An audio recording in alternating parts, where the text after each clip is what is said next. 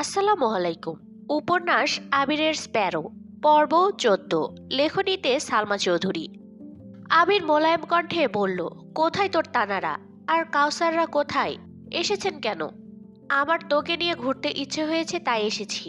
মেঘ ভয়ার্ত কণ্ঠে বলল, বড় আব্বু এত ভালো, অথচ আপনি এমন কেন? বিদেশে থাকলে বুঝি মানুষ এমনই হয়? আবির ভ্রু কুঁচকে শুধালো, কেমন হয়? আপনি দেশের বাইরে থাকাকালীন কোনোদিনও আমার সাথে কথা বলার চেষ্টা করেননি। এসে আমাদের বাসায় পর্যন্ত ওঠেননি, সরাসরি বাড়িতে চলে এলেন। মানলাম বড় আব্বুরা বাড়িতে আছেন বলে চলে এসেছেন, কিন্তু পরবর্তীতে ঠিকই নিজের মামার বাড়ি থেকে ঘুরে এসেছেন। সবার জন্য গিফট নিয়ে গিয়েছেন। আমরা কি দোষ করলাম? এতদিন পর আমাদের বাসায় গেলেন, অথচ একটা চকলেটও নিলেন না আমার জন্য। কথাগুলো বলতে বলতে মেঘ দীর্ঘ শ্বাস ফেলল। আবির ঠান্ডা কণ্ঠে বলল, তুই হয়তো জানিস না, আমি যেদিন এসেছিলাম সেদিন তানভীর এয়ারপোর্টে গিয়েছিল। আর আমি নিজের হাতে সবকিছু তানভীরকে দিয়ে দিয়েছিলাম।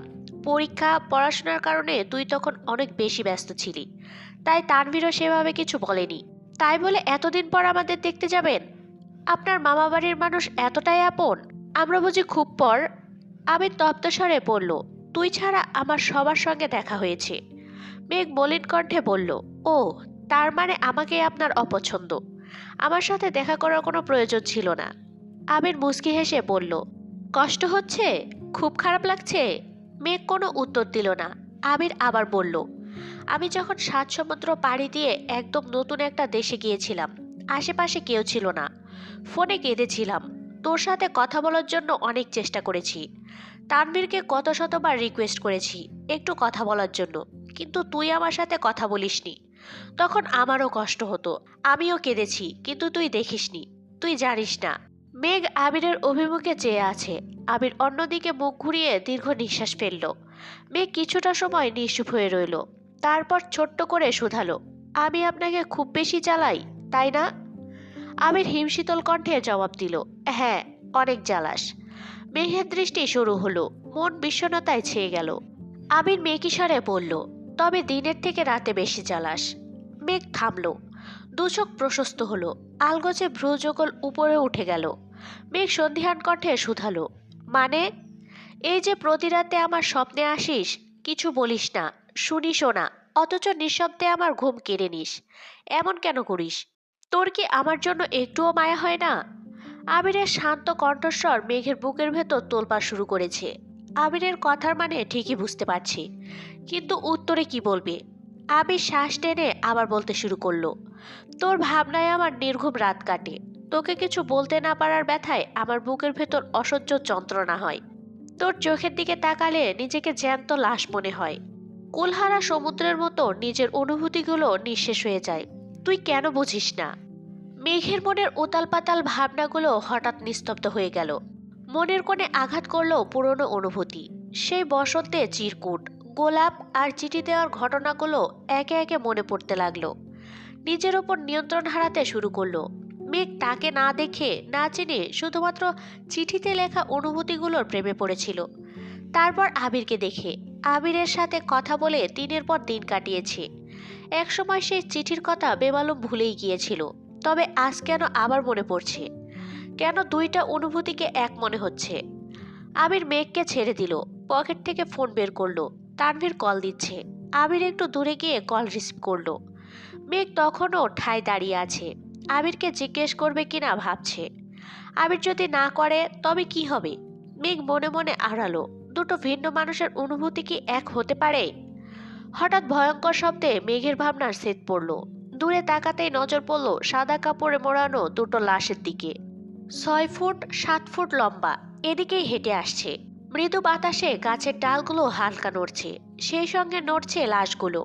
মেঘ ভেবেছে এটা মনের ভুল, তাই চোখ বন্ধ করে আবার তাকালো। কিন্তু লাশগুলো গায়েব তো হলোই না, বরং আরো কিছুটা সামনে চলে এসেছে। আবির একটু দূরে, তানভীরের সাথে কথা শেষ করে ফোনটা পকেটে রাখছে। আকস্মাৎ নিজের শরীরের সবটুকু শক্তি দিয়ে চিৎকার করলো মেঘ। দিশেহারা হয়ে ছুটল আবিরের দিকে। আবির কিছু বুঝে ওঠার আগেই মেঘ আবিরকে ঝাপটে ধরল। আবির ভীত কণ্ঠে শুধালো, কি হয়েছে মেঘ? মেঘ ভয়ে কান্না শুরু করেছে। দু হাতে আবিরের শার্ট খামচে ধরে রেখেছে। আবির দু হাতে মেঘকে জড়িয়ে ধরল। নরম স্বরে আওড়ালো, এই মেঘ, কি হলো? ভয় পেয়েছিস? কি হয়েছে বলবি তো? আবির একের পর এক প্রশ্ন করেই যাচ্ছে। মেঘ আবিরের বুকে মুখ লুকিয়ে এক হাতে ইশারা করলো। আবির সঙ্গে সঙ্গে সেদিকে তাকালো। সত্যি কিছু আছে ওখানে। আবির ভ্রু কুঁচকে সরু নেত্রে চাইল। কয়েক সেকেন্ড স্থির তাকিয়ে থেকে ধীর কণ্ঠে বলল, কোথায়? কিছুই তো নেই। মেঘ কাঁদতে কাঁদতে বলতে লাগলো, আমি নিজের চোখে দেখেছি। আবির উঁচু গলায় চেঁচালো, কাউসার, আমি আসলে তোর ভূত সাজা বের করব। মেঘ সঙ্গে সঙ্গে আবিরের মুখ চেপে ধরল। বিড়বিড় করে বলল, তাদের নাম মুখে নিয়েন না। আবির মেঘের হাতটা সরিয়ে ছোট করে বলল, কাউসাররা ওখানে। আমি স্পষ্ট দেখেছি, ইয়া লম্বা লম্বা লাশ। কাউসার তো এত লম্বা না। চল, তোর তানাদের সাথে গল্প করে আসি। মেঘ অস্পষ্ট কণ্ঠে বলল, না, আমি কোথাও যাব না। আবির মুচকি হাসলো। মনে মনে বলল, আমি নিজেও তোকে ছাড়তে চাই না। সারা জীবন এভাবে জড়িয়ে ধরে কাটিয়ে দিতে চাই। মেঘ নিরাশ কণ্ঠে বলল, আপনাকে বারবার বলেছি আসতে হবে না। কেন আনলেন আমাকে? তুই আমাকে এত অবিশ্বাস করিস। আমি যে বলতেছি ওখানে কাউসাররা আছে, তুই বিশ্বাসই করছিস না। 2 মিনিটের মধ্যে ওদের না তাড়ালে আমার নাম আবির না। আবির শ্বাস টেনে ধীর কণ্ঠে বলল, স্যার আমাকে। না, ছাড়বো না। তো তাড়াবো কিভাবে? জানি না। আবির নিঃশব্দে হাসলো। তারপর ওদের দিকে তাকিয়ে চিৎকার করলো, কাউসার, মিলন, দিশা, ধরতে পারলে তোদের একদিন কি আমার একদিন। 1 মিনিটের মধ্যে তোরা অদৃশ্য না হলে তোদের পা গুলো উল্টো করে কবরস্থানের শেওড়া গাছে বেঁধে রাখবো। তারপর দেখবি কার কলিজায় কত পানি। আবির গম্ভীর কণ্ঠে বলল, 1 মিনিটের মধ্যে ওরা উধাও হয়ে যাবে, শিওর থাক। সত্যি তাই হলো। 1 মিনিটের মধ্যে সব উধাও। আবির মেঘের কানের কাছে ফিসফিস করে বলল, দেখ, চলে গেছে। আমি বিশ্বাস করি না। আবির এবার মেঘকে শক্ত করে জড়িয়ে ধরল। মোলায়েম কণ্ঠে বলল, সমস্যা নেই, বিশ্বাস করতে হবে না, এভাবে রাত কেটে যাক। মেঘ রাগী স্বরে বলল, আপনি আমাকে ধরলেন কেন? ছাড়ুন। তুই ধরতে পারিস আর আমি ধরলেই সমস্যা? আমি ভয় পেয়েছি বলে ধরেছি। আপনি তো ভয় পাননি, ছাড়ুন। আর ধরবো না আপনাকে। প্রয়োজনে কড়াই গাছকে জড়িয়ে ধরবো, তবুও আপনাকে ছুবো না। আবির মেঘী স্বরে বলল, ধরেছিস নিজের ইচ্ছেতে, ছাড়বি আমার ইচ্ছেতে। মেঘ আবিরের হাতের বাঁধন থেকে নিজেকে ছাড়ানোর চেষ্টা করছে, কিন্তু কোনোভাবেই পারছে না। যত চেষ্টা করছে আবিরের বাঁধন তত শক্ত হচ্ছে। আবির মুচকি হেসে বলল, তুই শত চেষ্টা করেও আমার হাত থেকে ছুটতে পারবি না। মেঘ দিশাবিশা না পেয়ে বলে উঠল, আমি কিন্তু কামড় দিব। আবির সহসা বলল, সমস্যা নেই, লোকে এটাকে লাভ বাইট বলবে। ছি, কি? আপনার মতো নির্লজ্জ বেহায়া মানুষ দুটো নেই। প্রয়োজন বোধ করছি না। আমার মতো দ্বিতীয় কেউ থাকলে আমি বিপদে পড়তাম। ইস, আমারই ভুল। এমন চরিত্রহীন মানুষের সাথে কেন আসলাম এখানে? আপনার মতো ছেলেদের থেকে এর বেশি কিছু আশাও করা যায় না। বড় আব্বুর সব মান সম্মান আপনি ডুবিয়ে ফেলেছেন। এজন্যই আপনার গার্লফ্রেন্ড চলে গেছে। আপনার জন্য মালা আপুই ঠিকঠাক পাত্রী, দুজনের চরিত্রই সেম। মেঘ একদমে কথাগুলো বলে শেষ করলো। আবিরও সাথে সাথে মেঘকে ছেড়ে দিল। কণ্ঠস্বর খাদে নামিয়ে নিরেট কণ্ঠে বলল, আমি চরিত্রহীন হলে সেটা শুধু তোর জন্য। তুই ছাড়া কোনো মেয়ে আমার দিকে আঙুল তুলতে পারবে না। আর আমাকে ছেড়ে যাবে এমন সাধ্য কোনো মেয়ের নেই।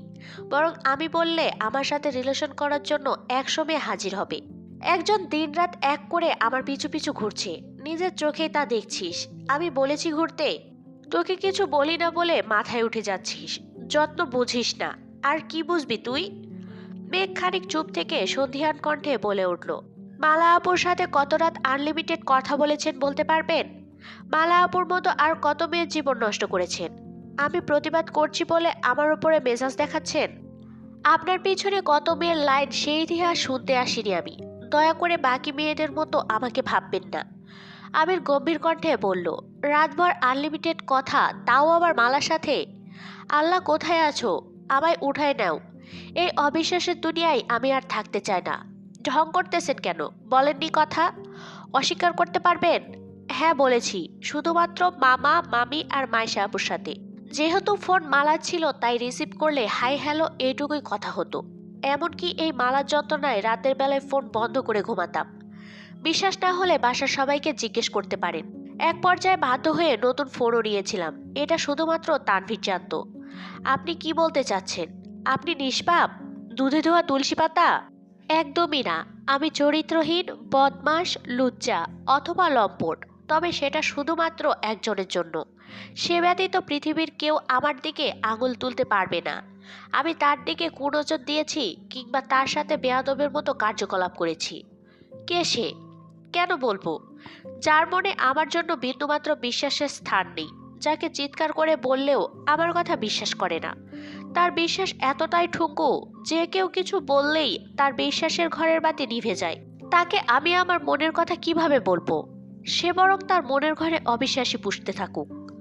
মেঘ আশাহত কণ্ঠে বলল, আচ্ছা সরি। আজ সরি বলছেন, দুদিন পর ঠিকই ভুলে যাবেন। আপনার চোখের সামনে সবকিছু ঘটছে, তারপরও ধরে নিচ্ছেন মালার সাথে আমার কিছু আছে। মালা কি থেকে কি বলল সেসব কথা আপনি বিশ্বাস করে নিলেন। বা ম্যাম বা, আপনি নাকি চোখের দিকে তাকালে মনের অবস্থা বুঝতে পারেন। তাহলে আমার চোখ দেখে কেন কিছু বোঝেন না? যেটুকু বোঝেন সবটাই ভুল। মেঘ মাথা নিচু করে বলল, আর ভুল বুঝবো না। আপনাকে রাগানোর জন্য কেউ ইচ্ছেকৃত আজে বাজে কথা বলেছে, আর আপনি সবকিছু বুঝতে পেরেও রাগ করে বসে আছেন। একটা সময় পর্যন্ত মালা আমাকে খুব জ্বালিয়েছে, এটা আমি অস্বীকার করছি না, কিন্তু এখন মালার সাথে আমার তেমন কথাই হয় না। আমি আমার মামার বাড়িতে গিয়েছি, মালার জন্য যাইনি। আমি সাকিব সাইদ একসাথে আড্ডা দিচ্ছিলাম। এক পর্যায়ে ওদের জোড়াজোড়িতে গান গেয়েছি, সেখানে হুট করে মালা চলে এসেছে। এখন যদি সে বলে আমি তার জন্য গান গেয়েছিলাম, এতে আমার কি দোষ? আপনাদের বাসায় থাকাকালীন আমি কল রিসিভ করতে চাইনি, শুধুমাত্র আপনি বলেছেন বলে রিসিভ করতে বাধ্য হয়েছিলাম। তারপর আপনাকে বোঝানোর খাতিরে দু একবার কথা বলেছি, কিন্তু আপনি কিভাবে বুঝবেন? আপনি তো ভুল বুঝেই কুল পান না। মেঘ নরম স্বরে বলল, সরি তো, রাগ করে বলে ফেলছি কথাগুলো। আবির কথা বলছে না। মেঘ আবিরের হাতে স্পর্শ করতেই আবির হাত সরিয়ে নিল। খানিক দূরে সরে দাঁড়ালো। আকাশের দিকে তাকিয়ে রাশভারী কণ্ঠে বলল, ছুবি না আমায়। মেঘ ভয়ে আটকে উঠল। জিভ দিয়ে ঠোঁট ভিজিয়ে আর চোখে তাকালো। হঠাৎ কিছু ভেবে মুচকি হাসলো। দু কদম এগিয়ে আবিরের কাছাকাছি গেল। আবির আরো একটা পা সরে গেল। মেঘ নিঃশব্দে হেসে আবার এগোতে লাগলো। আবিরকে যে স্পষ্ট করতে যাবে অমনি দূর থেকে তানভীর ডাকলো, ভাইয়া। মেঘ সঙ্গে সঙ্গে থমকে গেল। হাসি মুখ গম্ভীর হলো। আবির বক্র দৃষ্টিতে তাকিয়ে গম্ভীর গলায় বলল, তোর বোনকে নিয়ে বাড়ি যা। তুমি যাবে না? না। কি করবে? জানি না। তানভীর মেঘের দিকে তাকিয়ে প্রশ্ন করলো, কিছু হয়েছে? মেঘ মাথা নিচু করে ফেললো। আবির সহসা জবাব দিল, কিছু হয়নি। তোর বোনকে নিয়ে যা, নয়তো এবার সত্যি সত্যি পানিতে ধাক্কা মারবো। মেঘ শীতল চোখে তাকিয়ে আছে। তানভীর বলল, সে না হয় মানলাম, কিন্তু হয়েছে কি? যেতে বললাম তো। তানভীর মৃদুস্বরে বলল, বনু চল। মেঘ ধীর কণ্ঠে বলল, আবির ভাই আপনিও চলুন। আবির স্পষ্ট চোখে তাকালো। ভেতরে ভেতরে রাগে ফুঁসছে, মুখ ফুটে কিছু বলল না। মেঘ সহসা চোখ নামিয়ে নিল। দ্বিতীয়বার আবিরকে কিছু বলার সাহস পেল না। তানভীরকে বলল, ভাইয়া আবির ভাইকে বলো আমাদের সাথে যেতে। তানভীর মেঘের মাথায় হাত বুলিয়ে শক্ত গলায় বলল, ভাইয়া রেগে আছে, রাগ কমলে ঠিকই যাবে, এখন চল। মেঘ আর কিছু বলতে পারল না। যেতে যেতে বেশ কয়েকবার আবিরের দিকে তাকালো, কিন্তু আবির সে আকাশের পানেই তাকিয়ে আছে। শরীফের বিয়ে শেষ, সেই সঙ্গে দেখতে দেখতে ঈদের ছুটিও প্রায় শেষের দিকে। মিমরা আগামীকাল ভোরে রওনা দেবে। মেঘরাও দুপুরের দিকে ঢাকায় চলে যাবে। এর মাঝে আবির মেঘের কথা বলা টোটালি বন্ধ। মালা দুদিনে খুব জ্বালিয়েছে, কিন্তু আবির বা মেঘ কেউই সেভাবে পাত্তা দেয়নি। মেঘ আবিরের সাথে কথা বলার খুব চেষ্টা করেছে, কিন্তু আবির কোনো কথাই বলে না। এমনকি বেশিরভাগ সময় বাড়ির বাইরেই থাকে। আবির ঘুম থেকে উঠতেই মেঘ সামনে গিয়ে দাঁড়ালো। মিষ্টি হেসে বলল, শুভ সকাল। মেঘকে দেখে আবিরের চোখের বর্ণ কিছুটা পরিবর্তন হলো। ফোঁস করে নিঃশ্বাস ছাড়লো। নিঃশ্বাসের তীব্রতায় বোঝা যাচ্ছে আবিরের রাগ এখনো কমেনি। আবিরের নিস্তব্ধতা দেখে মেঘ বিপুল চোখে তাকিয়ে নরম স্বরে বলল, আমরা আগামীকাল চলে যাব, আপনি এখনো রাগ করে থাকবেন? আবির নিশ্চুপে অন্যদিকে মুখ করে তাকিয়ে আছে। মেঘের কথা শুনতে পাচ্ছে কিনা কে জানে। প্রচন্ড অস্বস্তিতে ভুগছে মেঘ। আবিরের নীরবতা প্রতিনিয়ত গ্রাস করছে মেয়েটাকে। মেঘ শীতল কণ্ঠে আবারও বলতে লাগলো, এক শহরে থেকেও আপনার সাথে আমার আর দেখা হবে না। অতীতের মতো আবারও দূরত্ব বেড়ে যাবে। সময়ের সাথে সাথে আপনিও ভুলে যাবেন আমাকে। হয়তো কোনো এক বিকেলে আবার আমাদের দেখা হবে। কথা হবে ঠিকই, কিন্তু দুদিকে থাকবে শুধুই দীর্ঘশ্বাস। আপনি তখন কারো জীবনের অংশ হয়ে যাবেন, আর আমি অন্য কারোর। মেঘের প্রথম অভিমান কান্নায় রূপ নিল। নিঃশব্দে কাঁদছে মেয়েটা। আবিরের ভ্রু কুঁচকালো। আলী আহমেদ খান, মোজাম্মেল খান ও ইকবাল খান বসে কথা বলছিলেন। আবির নিঃশব্দে গিয়ে সোফায় বসলো। মাটির দিকে তাকিয়ে দীর্ঘশ্বাস ফেলল। আলী আহমেদ খান ছেলের দিকে তাকিয়ে মৃদুস্বরে জানতে চাইলেন, কিছু বলবে? আবির আব্বুর দিকে তাকালো। শ্যামবর্ণের চেহারা আজ ভীষণ কালো দেখাচ্ছে। আলী আহমেদ খান ছেলের মুখের দিকে তাকিয়ে আঁতকে উঠলেন। আতঙ্কিত কণ্ঠে শুধালেন, কিছু হয়েছে আবির? আলী আহমেদ খানের আতঙ্কিত কণ্ঠ শুনে বাকি দুই ভাই ও আবিরের দিকে মনোযোগ দিলেন। আবির মলিন কণ্ঠে বলল, আমার কিছু বলার আছে আব্বু। হ্যাঁ বলো। আমি এত বছর দূরে থেকে বুঝেছি প্রিয় মানুষদের থেকে দূরে থাকা কতটা কষ্টদায়ক। ফিরে এসেও তাই দেখছি। এভাবে যে যার সংসার নিয়ে আলাদা হয়ে গেলে আমাদের সন্ধিকুঞ্জের কি হবে? অনেক তো হলো দূরত্ব, এবার এই দূরত্বের অবসান হওয়া দরকার। তাই আমি চাই আমরা সবাই আবার আমাদের খানবাড়িতে ফিরে যাই। কাকামণি চাকরি ট্রান্সফার করে ঢাকায় আসার চেষ্টা করবে। মিম, আদি, কাকিমণি ততদিন আমাদের সাথেই থাকবে। চাচ্চুরও ভাড়া বাসা ছেড়ে আমাদের বাসায় ফিরে আসবেন। আমার বাড়ি, তার বাড়ি বলতে কোনো শব্দ থাকবে না। আমাদের বাড়ি হবে যেখানে আমাদের সবার সমান অধিকার থাকবে। আব্বু আম্মুকে একা রাখতে চাই না। প্রয়োজনে ঈদের ছুটি বা স্পেশাল কোনো অনুষ্ঠানে বাড়িতে এলাম। নিজেদের মধ্যে দূরত্ব আর ভালো লাগছে না। আবির কথাগুলো বলে চাপা নিঃশ্বাস ছাড়ল। মোজাম্মেল খান বললেন, বাসা থেকে মেঘের ভার্সিটি দূরে হয়ে যাবে। আমি আছি, তানভীর আছে, আমরা দিয়ে আসবো। প্রয়োজনে গাড়ি দিয়ে যাবে। তাই বলে অমন পায়রার খোপের মতো ঘরে থাকবে? দুদিনের আমার দম বন্ধ হয়ে আসছিল। আপনারা এতদিন যাবৎ কিভাবে আছেন আমি জানি না। মোজাম্মেল খান ধীর গলায় বললেন, ভাড়া বাসা এমনই হয়। আমি আমার প্রস্তাব রাখলাম, এবার আপনারা ভেবে দেখুন কি করবেন। আলী আহমেদ খান আদিকে ডেকে বললেন, মিম, মেঘ আর তানভীরকে ডাকার জন্য। বাড়ির মহিলাদেরও ডাকা হয়েছে। কিছুক্ষণের মধ্যে সবাই উপস্থিত হলো। আলী আহমেদ খান সবার সামনে কথাটা বললেন। তানভীর কথাটা শুনেই আবিরের দিকে তাকালো। মেঘ এক নজর দেখে নরম স্বরে বলল, আমি যেখানে আছি সেখানেই ভালো আছি। তবে আব্বু আম্মু চাইলে অবশ্যই খানবাড়িতে থাকতে পারেন। সেক্ষেত্রে আমি হোস্টেলে চলে যাব। আবিরের চাউনিতে রুষ্টতা। ক্রোধের অনলে দু চোখ লাল হয়ে যাচ্ছে। রাগে শরীর কাঁপছে। রাগ নিয়ন্ত্রণ করতে দাঁতে দাঁত চেপে মেঝের দিকে তাকিয়ে আছে। তানভীর তখনও আবিরকেই দেখছে। আলী আহমেদ খান বলে উঠলেন, তা হয় না। আমাদের বাড়ির মেয়ে হোস্টেলে থাকবে, এটা ভালো দেখায় না। তানভীর মলিন হেসে বলল, ভার্সিটির হোস্টেলে তেমন কোনো সমস্যা নেই। বনু ভালো থাকবে ওখানে। তানভীরের কথায় আবিরের রাগ দ্বিগুণ বেড়ে গেছে। রাগের মাত্রা তীব্র থেকেও তীব্রতর হচ্ছে। আবুর উত্তরের তোয়াক্কা না করে শক্ত কণ্ঠে আবির বলল, চারজন এক হলে যদি বাকি দুজন দূরে সরে যেতে চায় তবে এই কাছে আসার কোনো প্রয়োজন নেই। দরকার হলে আমি নিজেই দূরে চলে যাব। তবুও আপনারা ভালো থাকুন। আবির ঝড়ের বেগে রুম থেকে বেরিয়ে গেল। সবাই হতবাক হয়ে আছে। মোজাম্মেল খান তানভীরের দিকে তাকিয়ে শুধালেন, আবিরের কি হয়েছে তানভীর? তেমন কিছু না। হুট করে রেগে যাওয়ার ছেলে তো আবির না। অবশ্যই কিছু হয়েছে। তানভীরের সাদাসিধা জবাব। আমি কি বলবো? তোমরা কি ঝগড়া করেছো? না, ঝগড়া করার স্বভাব আমাদের নেই। মেঘ মাথা নিচু করে দাঁড়িয়ে আছে। আবিরের রাগ করার কারণ মেঘ বেশ বুঝতে পারছে, কিন্তু তানভীরের বিষয়টা খটকা লাগছে। মেঘ ভার্সিটিতে ভর্তি হওয়ার পর, এমনকি মিষ্টিদের সাথে বন্ধুত্বের পরপর বেশ কয়েকবার হোস্টেলে যাওয়ার কথা বলেছিল, কিন্তু তানভীর তখন একদমই রাজি ছিল না। সে হোস্টেলের কথা শুনতেই পারত না। অথচ আজ মেঘের সাপোর্টে চলে গেল।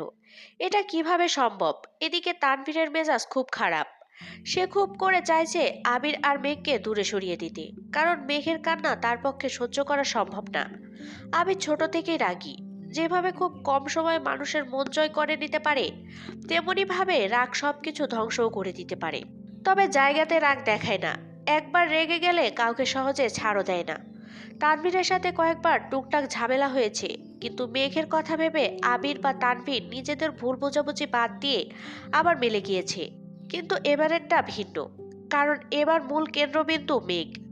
একে একে মেঘ, মিম, তানভীর চলে গেল। এখন বড়রা আলোচনা করবেন। তানভীর আবিরের রুমের দিকে গেল, কিন্তু আবির রুমে নেই। বাড়ির আনাচে কানাচে কোথাও নেই। মেঘ নিজের রুমে গিয়ে ফোন হাতে নিয়ে বসে আছে। আবিরকে কল করবে কিনা ভাবছে। কয়েক মিনিট পর বুকে সাহস নিয়ে কল করলো, কিন্তু আবিরের ফোন বন্ধ। পরপর 5টা কল দিল, কিন্তু ফোন বন্ধ। সারাদিন কেটে গেল। আবির এখনো নিরুদ্দেশ। তানভীর রুমে বসে ফোন চাপছিল। হঠাৎ মেঘ রুমে ঢুকলো। মলিন কণ্ঠে জিজ্ঞেস করলো, ভাইয়া, আবির ভাই কোথায়? জানি না, সকাল থেকে কতগুলো কল দিয়েছি কিন্তু ফোন বন্ধ। তানভীর মেঘের দিকে তাকিয়ে শক্ত কণ্ঠে বলল, ব্যাগ গুছিয়েছিস? না। ব্যাগ গোছাতে যা, সকাল সকাল বের হব। কাল যে বললে দুপুরে যাবে। আমার কাজ আছে, বিকেলের আগে যেতে হবে। মেঘ ব্যাগ গোছাতে চলে গেল। দুটো জামা ভাঁজ করতেই মাহিন এসে দরজায় দাঁড়ালো। মেঘকে দেখে বলল, মেঘাপু, তোমরা নাকি কাল চলে যাবে? হ্যাঁ। তোকে কে বলল? আবির ভাইয়া। মেঘ চমকে থাকালো, উত্তেজিত কণ্ঠে শুধালো, আবির ভাইয়া কোথায়? একা একা খাল পাড়ে বসে আছে, অনেকক্ষণ যাবৎ বসেছিল, এখন আছে কিনা জানি না। মেঘ নিজের ব্যাগ থেকে একটা চকলেট বের করে মাহিনকে দিল। মাহিন সঙ্গে সঙ্গে আদি আর মিমের সাথে দেখা করতে গেল। মেঘ চুপি চুপি হাঁটা শুরু করলো। সন্ধ্যার অনেকটা পর হয়ে গেছে, বাহিরে অন্ধকার হয়ে এসেছে। তারপরও বুকে সাহস নিয়ে মেঘ খাল পাড়ে চলে গেল। আবছা আধারে দূর থেকে আবিরকে স্পষ্ট দেখা যাচ্ছে। মেঘ মুচকি হেসে ছুটে গেল। আবিরের কাছে যেতেই হাঁটার গতি কমালো। পা টিপে টিপে আবিরের পাশে গিয়ে ধপ করে বসে পড়ল। আবির মেঘকে দেখে দূরে সরতে চাইলো, কিন্তু মেঘ একদম গা ঘেঁষে বসলো। আবিরের হাতের ভেতর দিয়ে নিজের হাতটা রেখে শক্ত করে হাতটা আঁকড়ে ধরল। আবির নীরবে মেঘের কাণ্ড দেখছে। মেঘ আবিরের হাতের ওপর নিজের হাতটা রাখলো। একে একে আবিরের প্রতিটা আঙুলের মাঝে নিজের ছোট ছোট আঙুলগুলো রাখলো। অতপর মোলায়েম কণ্ঠে শুধালো, কোথায় ছিলেন সারাদিন? মেয়ে খুঁজতে গিয়েছিলাম। কেন? আবির গুরুভার কণ্ঠে বলল, আমার তো চরিত্রের সমস্যা, মন এক জায়গায় স্থির থাকে না, তাই সময় থাকতে অন্য মেয়ে খুঁজতে গিয়েছিলাম। মজা করছেন? তুই কি আমার বেআইন হোস? মেঘ মিষ্টি হেসে জবাব দিল, হতেও পারি। আবির আর চোখে তাকিয়ে প্রশ্ন করল, কিভাবে? মেঘ জিভ দিয়ে ঠোঁট ফিচিয়ে স্থির কণ্ঠে বলল, যেমন ধরুন আপনার ভবিষ্যতের সাথে আমার ছেলে বা মেয়ের বিয়ে দিয়ে দিলেই সব ঠিকঠাক। মানে আমি আপনি বেআইন হয়ে গেলাম? আবির সূক্ষ্ম নেত্রে তাকিয়ে ফোঁস করে শ্বাস ফেলল। ছেলে মেয়ে হওয়া পর্যন্ত ধৈর্য আমার হবে না, তার আগে আমার না হতে পারা বেআইনকে নিয়ে পালিয়ে যাব। কোথায় পালাবেন? যেদিকে দু চোখ যাই চলে যাব। তুই এখানে এসেছিস কেন? আপনাকে দেখতে। আমাকে দেখতে হবে না, তুই হোস্টেলে যাওয়ার বন্দোবস্ত কর, আর আমি আমার জায়গায়। মেঘ উদ্বিগ্ন কণ্ঠে শোধালো, কোথায় যাবেন আপনি? আবির উত্তর দিচ্ছে না। কয়েক মুহূর্ত চুপ থেকে আস্তে করে বলল, তোদের জীবন থেকে বহু দূরে, যত দূরে গেলে আমার নামটাও তোদের কানে আসবে না। আর যাওয়ার আগে সম্পর্ক এমনভাবে ছিন্ন করে যাব যেন আমার লাস্ট আইডেন্টিফাই করতেও কাউকে খুঁজে না পাওয়া যায়। মেঘ সরু চোখে তাকালো। আবিরের হাত ছেড়ে একটু দূরে সরে বসলো। কণ্ঠস্বর খাদে নামিয়ে শীতল কণ্ঠে বলল, তবে আসলেন কেন? আমার মনে আপনার জন্য কেন মায়া জন্মালেন? কেনই বা বারবার অনুভব করালেন আপনি আমাকে ভালোবাসেন? আমার প্রতি এত অধিকার দেখালেন কেন? আমি যাওয়ার আগে সবকিছু দিয়ে দেন কেন? সবার মধ্যে আমাকেই কেন এত আগলে রেখেছেন? আমি তো আপনার জীবনে যাইনি, আপনি আমার জীবনে এসেছেন। আমাকে কষ্ট দিয়ে নিজেই চলে যাওয়ার কথা বলছেন। আবির নিরুত্তর। মেঘ আবিরের মুখের দিকে তাকিয়ে আছে। পুনরায় আবিরের হাতের ওপর হাত রেখে নিরেট কণ্ঠে শুধালো, আপনি এমন কেন? কেমন? বুক ফাটে তবু মুখ ফোটে না, এই স্বভাব তো মেয়েদের হয়, আপনার কেন এই বদভ্যাস? আবির ধীর কণ্ঠে বলল, অন্ধকার হয়ে যাচ্ছে, বাড়িতে যা, তোর ভাই তোকে খুঁজবে। আমাকে না পেলে অবশ্যই আপনাকে কল দিবে, তখন আপনি বলবেন আমি হারিয়ে গেছি। মেঘ বসা থেকে উঠতে গেল। আবির সহসা মেঘের হাত ধরে ফেলল। গম্ভীর কণ্ঠে শোধালো, কোথায় যাচ্ছিস? সে আপনার জেনে কাজ নেই, আপনি থাকুন আপনার রাগ নিয়ে। আমি তাদের সাথে তাদের দেশে চলে যাব, প্রয়োজনে তাদের সাথে বন্ধুত্ব করে নিব। তবুও আপনার মতো রাগী মানুষের সাথে থাকবো না, ছেড়ে দেন, চলে যাব।